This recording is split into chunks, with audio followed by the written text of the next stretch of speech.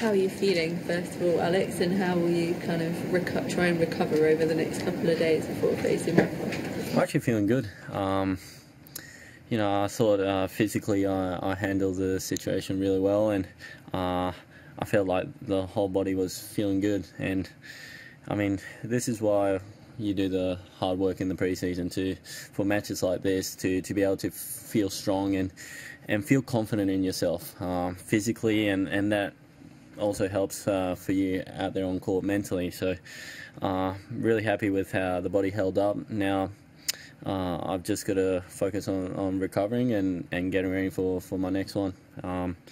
I've got a day off tomorrow, so I'll focus a lot on my body tomorrow, and looking forward to my next one. It's been a really big week for Australian tennis. How are you adjusting to being in the spotlight and someone that people are really expecting a lot from? Yeah, it's definitely a different position for me. A position where I'm not really used to, and it's sort of come out of nowhere. It's been an unbelievable year, and I'm enjoying every second of it.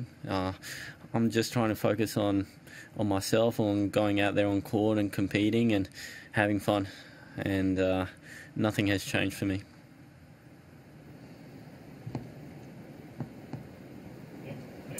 7 wins in a row. How confident are you at the moment heading into Rafael Nadal?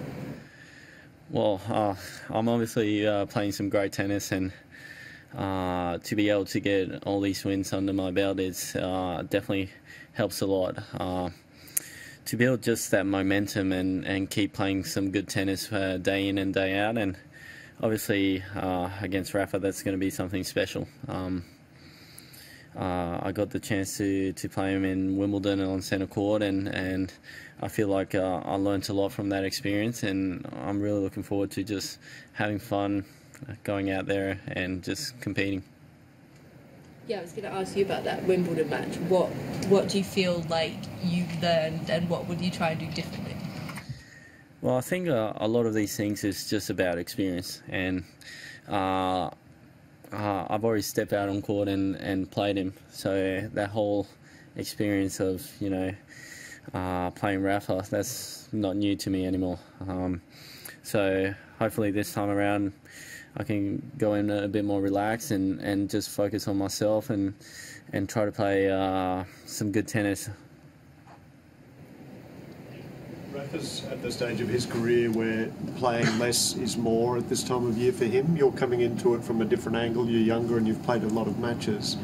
Do you think that stands in your favour, or do you think that sort of counts against you, against him?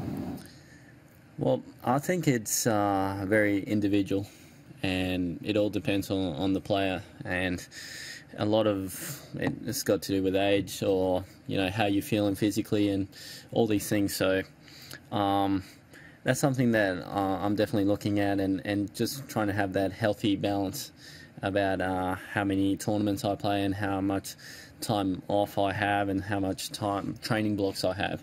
So having a couple of years on tour now, I know where my limit is. I know how my body reacts, and according to that, with my team, we've sat down and we've planned accordingly. So I'm really looking forward to the schedule of play I'm playing. It's going to be probably less tournaments than last year, and hopefully more training blocks, and can take good care of that.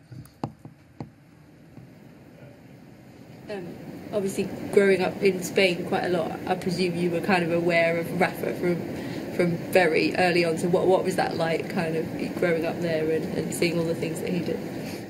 Yeah, well, Rafa is pretty much like the king in Spain. He's done so many amazing things for the sport, and he's had that many achievements. It's pretty incredible. So it's going to be fun for me to get out on court and be able to test where I am. And I think this is what you play for, to be able to play the biggest guys and the best guys at the top of the level on the biggest stages.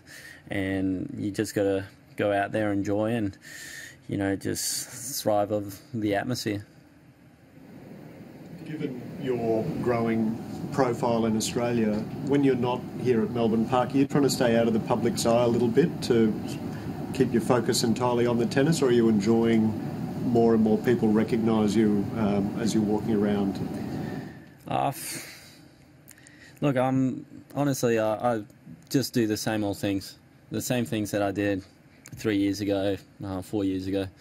Like, I still go having a acai bowl in the morning. Like, I do the same things a 19-year-old kid would do. So I'm very fortunate to be in the position that I am and to be able to play the sport that I love every single day. And I'm never taking that for granted. So I'm just enjoying every single day. And just, I'm a chill guy. I like to take it easy. You've earned a reputation of being a fighter and working really hard out on the court. Does that, I guess, spur you on to maintain that level, or does it add extra pressure for yourself that we all expect you to do that? Well, I think it's just a given for me. You know, that's something that I expect from myself. Every time I step out on court, to just leave it all out there, leave 150% out there, and that's a bare minimum. And I think that's a very important message, especially that's something you want to be known for. You want the players in the locker room to know you as that kid that, you know, fights till the end, has that never say die attitude, and will compete until the end. And that's what you want. So I'm just going to keep on doing that every single time I step out on court.